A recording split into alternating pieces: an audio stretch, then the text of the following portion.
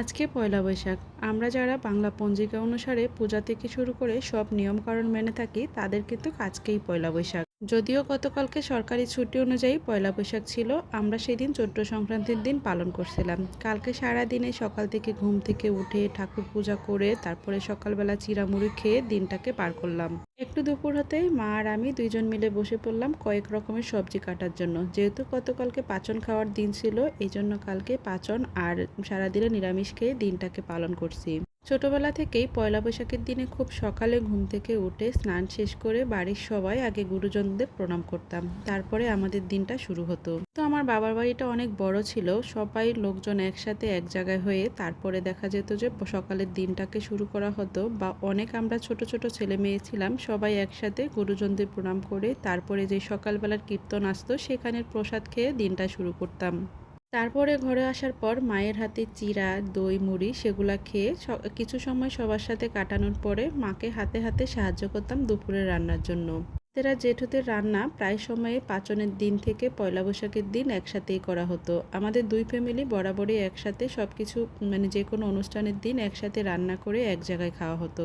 আজকেও বাসায় স্নান শেষ করে আগে সিঁদুরটা পরে নিয়ে তারপরে এখানে ঠাকুর করে চলে আসলাম। যদিও আজকে পায়েস রান্না করার নিয়ম আছে, এই জন্য ভাবলাম ঠাকুর পূজা করার আগে একটু পায়েসটাকে রান্না করে আলাদা করে নিই, যাতে করে ঠাকুরের ভোগে নিবেদন করতে পারি। গত কয়েকদিন থেকে মায়ের শরীরটা একটু খারাপ যাচ্ছে, যেহেতু বাসায় মেহমান ছিল আর সব কিছু মিলিয়ে আমিও তেমন কোনো সাহায্য করতে পারি নাই। তো আজকে সকাল থেকেই মাকে দেখলাম হয়তোবা শরীরটা একটু খারাপ দেখে শুধু ঘুমাইতেছিল। তো মাঝখানে সৃজনকে স্কুল থেকে আনতে গেল, আবার এনে কিছু সময় ঘুমিয়ে আবার সুস্মিতাকে স্কুলে থেকে আনিয়ে আসলো। আমি নিজেই একা একা সব কিছু করে তারপরে স্নান শেষ করে এখন ঠাকুর ঘরে চলে আসলাম। এগুলো ধুয়ে মুছে পরিষ্কার করে রেখে যাব, তারপরে পায়েস রান্না হলে পায়েসটাকে রেখে আমি রান্নাটা শুরু করে দিব। মা স্নান করে এসে আগে ঠাকুর পূজাটা করবে।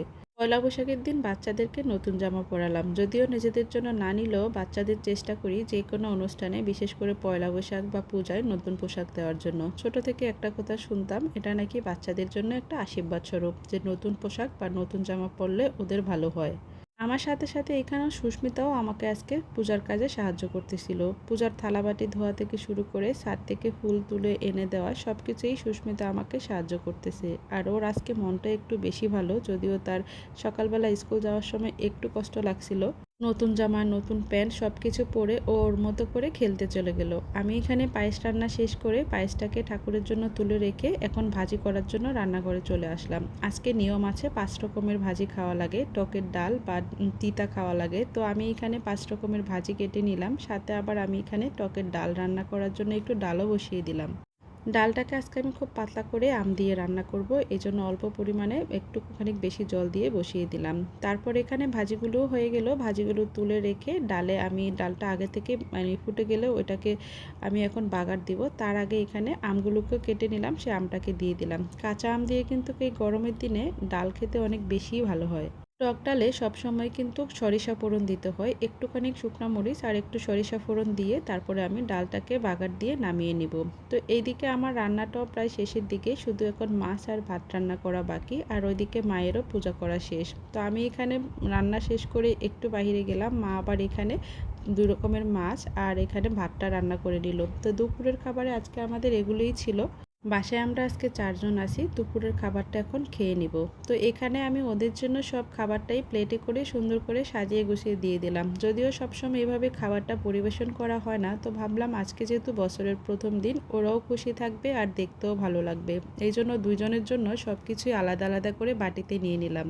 পয়লা বৈশাখের দিনটা যদি ভালোভাবে শুরু করা যায় তাহলে নাকি সারাটা বছরই ভালো কাটে। এই বছরের দিনটা তো ভালো করেই শুরু করলাম, আশা করি সামনের দিনগুলোও ভালো যাবে। আমাদের জন্য আশীর্বাদ করবেন। সবাইকে নববর্ষের অনেক অনেক শুভেচ্ছা।